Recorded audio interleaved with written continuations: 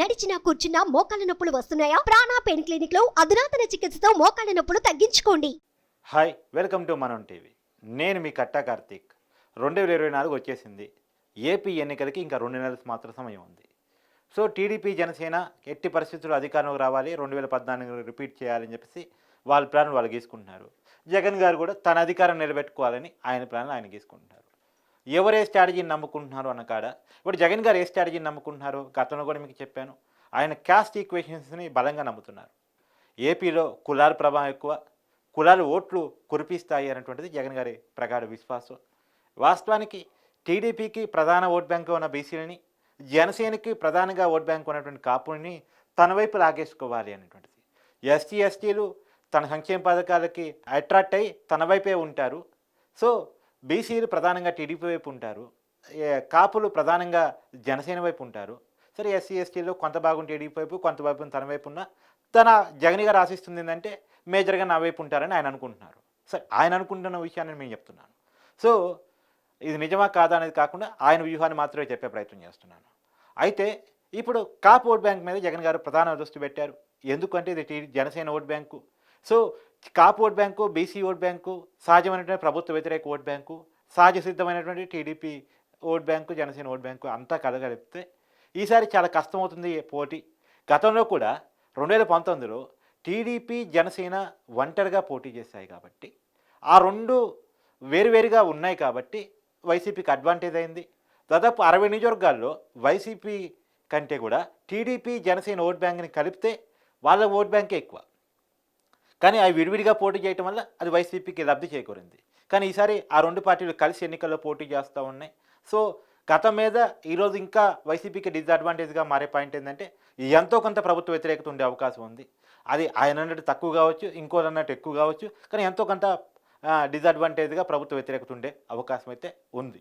రెండోది ప్రధానంగా east west మీద జగన్ గారు ఎక్కువ ఫోకస్ చేశారు. ఈస్ట్ వెస్ట్లో 36 నియోజకవర్గాలు ఉన్నాయి. అంటే ఉమ్మడి జిల్లా నేను చెప్తున్నాను. ఆ రెండు, ఒక జిల్లాలో 19 నియోజకవర్గాలు, ఇంకొక జిల్లాలో 15 నియోజకవర్గాలు, దాదాపు 36 నియోజకవర్గాలు ఆ రెండు జిల్లాలు కలిపి ఉన్నాయి. రెండోది ఏంటంటే ఆ స్టేట్లో ఉన్నటువంటి గతంలో ఉన్న నానుడు ఏంటంటే ఈస్ట్ వెస్ట్లో ఎవరికి ఎక్కువ లీడ్ వస్తుందో స్టేట్లో వాళ్ళ అధికారంలోకి వస్తారు. ఇది సెంటిమెంట్గా వస్తున్నటువంటి మాట. సో పోయినసారి ఎన్నికల్లో 2019 ఎన్నికల్లో ఈస్ట్లో టీడీపీకి 3 స్థానాలు వచ్చాయి, వెస్ట్లో 1 స్థానం వచ్చింది. అలానే జనసేనకి ఒకే ఒక్క స్థానం వచ్చింది. స్టేట్ మొత్తం వచ్చింది ఆ ఒకే ఒక్క స్థానం.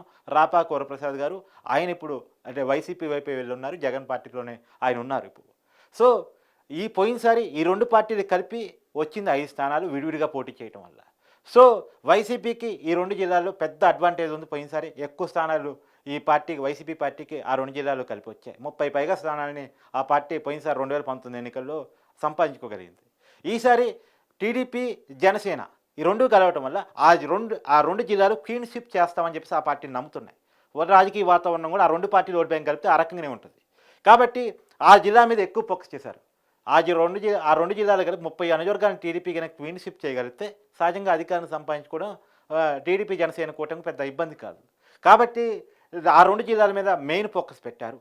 ఆ రెండు జిల్లాల్లో ఉన్నటువంటి కాపు ఓట్ బ్యాంక్ ఎట్టి పరిస్థితుల్లో టీడీపీ వైపు షిఫ్ట్ కాకుండా ఉండటం కోసం జగన్ గారు తనదైన ప్లాన్లు సిద్ధం చేస్తున్నారు. ఈ మధ్యకాలంలో మీ అందరికీ తెలుసు, నారా లోకేష్ గారు చంద్రబాబు గారే కాబోయే సీఎం అలా అన్నారో లేదో, వాస్తవంగా జనసేన కార్యకర్తల కంటే ఎక్కువ వైసీపీ కార్యకర్తలు సోషల్ మీడియాలో అలచడి చేశారు. ఎన్నాళ్ళు ప్యాకేజ్ స్టార్గా ఉంటావు, ఎన్నాళ్ళు కాపు ఓట్ బ్యాంక్ని టీడీపీకి తాకట్టు పెడతావు, ఎన్నాళ్ళు సామంతరాజుగా ఉంటావు అని చెప్పేసి వాస్తవం పవన్ కళ్యాణ్ గారి మీద వాళ్ళకి అభిమానం ఉన్నట్టు, పవన్ కళ్యాణ్ గారు సీఎం కావాలని వైసీపీ కార్యకర్తలు కోరుకుంటున్నట్టు సోషల్ మీడియాలో విపరీతమైన ప్రచారం జరిగింది. అంటే కాపు ఓట్ బ్యాంకుని టీడీపీ వైపు పంపించకుండా కాపు ఓట్ బ్యాంకుని చీల్చే ప్రయత్నం, కాపుకి టీడీపీ ఓట్ బ్యాంక్కి ఉన్నటువంటి వైరాన్ని సృష్టించే దానికోసం చేసినటువంటి ప్రయత్నం. సో మీ అందరికీ తెలుసు ఆయన కులాల లెక్కలు బాగా నమ్ముకుంటున్నారు. వాస్తవంగా టిక్కెట్ల షెప్లింగ్ కూడా నేను మళ్ళా చెప్తున్నాను, టిక్కెట్ల షెప్లింగ్ కూడా కులాల సమీకరణ ఆధారంగానే చేస్తున్నారు. ఇప్పుడు బీసీలకు వాస్తవంగా బీసీలకు ఎక్కువ ప్రయారిటీ ఇస్తున్నా అని క్యాస్ట్ ఈక్వేషన్స్ ఇచ్చి ఆయన చెప్పుకుంటున్నారు. ఈ టికెట్ షెప్లింగ్లో కూడా బీసీలకు ఎక్కువ ఇస్తున్నాను అని చెప్పి, ఉదాహరణకి మంగళగిరి ఉంది, అక్కడ రెడ్డి సమాజ వర్గానికి సంబంధించినటువంటి ఎమ్మెల్యే క్యాండిడేట్ని పక్కన పెట్టి ఆర్ రామకృష్ణారెడ్డి గారిని పక్కన పెట్టి బీసీ సమాజ వర్గానికి సంబంధించిన చిరంజీవి గారికి టికెట్ ఇచ్చారు. అక్కడ బీసీ ఓట్ బ్యాంక్ ఎక్కువ అని. సో నిజవర్గాల షెప్లింగ్ కూడా ఇక్కడ ఏ క్యాస్ట్ ఎక్కువ చూసి అక్కడికి ఆ అభ్యర్థిని పంపిస్తున్నారు.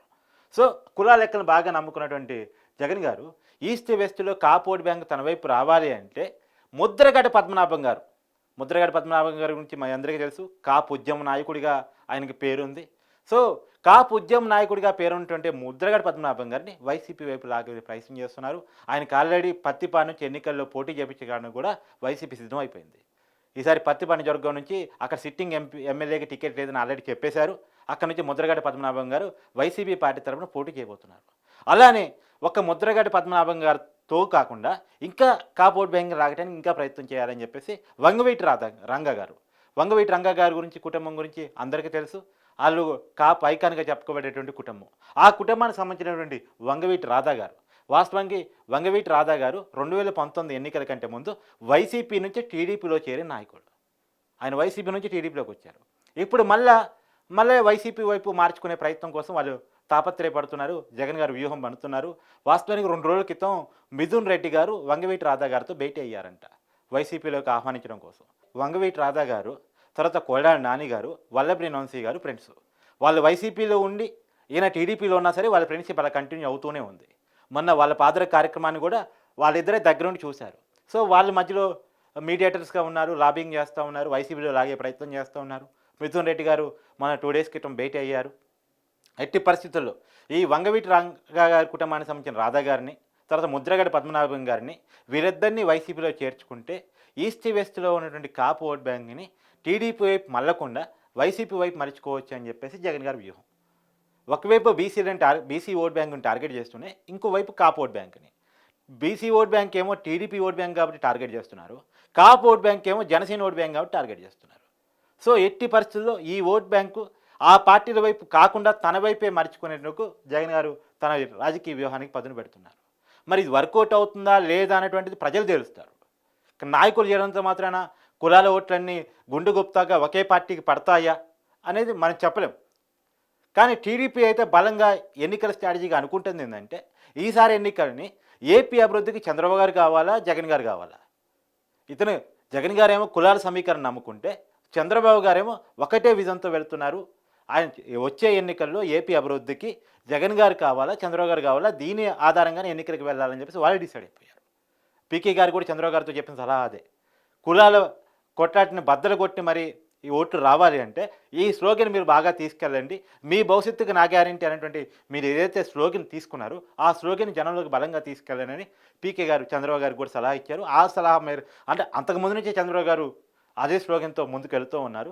ఈసారి అదే ఎన్నికల ఎజెండాగా టీడీపీ వెళ్ళబోతుంది. జగన్ గారు మాత్రం కులాల లెక్కలు గట్టిగా వేస్తున్నారు.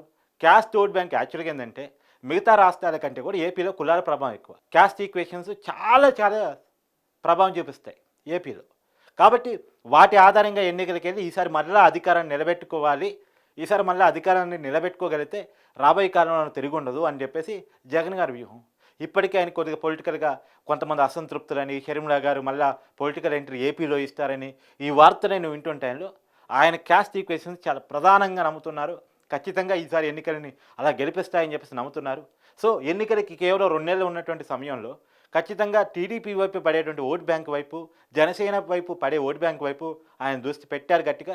ఒకటి తన ఓటు బ్యాంకుని పదిలం చేసుకోవటం, 2 అవతల పార్టీలు ప్రత్యర్థి పార్టీలో ఉన్నటువంటి ఓటు బ్యాంకును తన వైపు లాగేసుకోవటం. ఈ 2 స్ట్రాటజీలతో జగన్ గారు ముందుకెళ్తున్నారు. ఇది మరి వర్కౌట్ అవుతుందా లేదా అనేటువంటిది కేవలం 2 నెలల్లో తేలబోతుంది. జనసేన టీడీపీ కూటమి 2014లో రాగా అధికారంలో రాబోతుందా, జగన్ గారు తిరిగి అధికారంలో రాబోతారా అనేటువంటిది కేవలం ఒక 2-3 నెలల్లోనే మనకు తేలబోయేటువంటి అంశం చూడాల్సింది. Thank you.